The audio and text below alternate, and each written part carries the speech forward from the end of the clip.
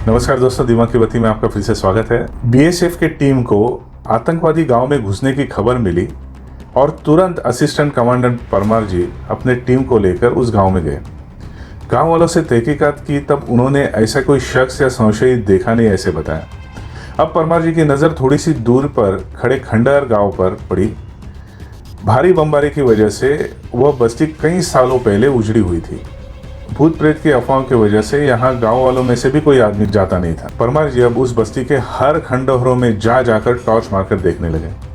वह एक बंजर घर में गए, उसके अंदर घुसे जिसके दरवाजे और खिड़कियां जले हुए थे। दीवारों की हालत खराब थी।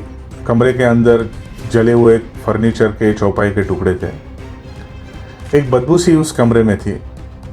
कमरे के कोने में परमार जी ने लाल काले खून के धब्बों जैसा कुछ देखा। टॉर्च के उजाले में बारकाई से देखने के बाद उन्हें पता चला कि वो कॉकरोच मरे पड़े हैं।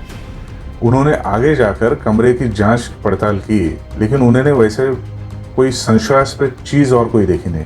उन्होंने अपने टीम को घर से बाहर निकलने का इशारा किया और घर के बाहर आने के बाद उन्होंने उस घर पर नजर रखने के लिए कहा। क्यों कहा होगा ऐसा उन्होंने? सोचिए, दिमाग की बत्ती लगाइए।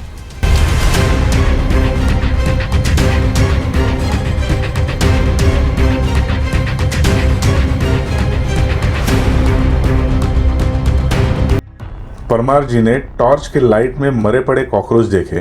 वो अपनी काली लाल पीठ बताए मरे पड़े थे, जो कि यह प्राकृतिक नहीं है। कॉकरोच प्राकृतिक वजह से, नेचुरल वजह से अगर मरते हैं तो वो अपने पीठ पर पलट जाते हैं। उनके 6 पैर होते हैं। मरते वक्त वो 6 पैर अपने शरीर का बोझ उठा नहीं पाते और कॉकरोच फ्लिप होकर अपने पीठ के बल गिर जाते हैं।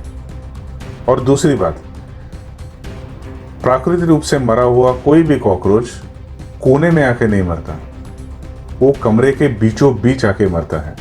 जब परमार जी ने मरे कॉकरोचों को पीठ दिखाए पड़ा हुआ देखा तो उनको तुरंत पता चला कि ये मौत प्राकृतिक मौत नहीं है। इन कॉकरोचों को एक कोने में उठाकर फेंक दिया है, यानी इस खंडहर में कोई तो आता जाता है या कोई तो रहता है। इसके लिए उन्होंने अपने टीम को उस घर पर नजर रखने के लिए कहा। धन्यवाद।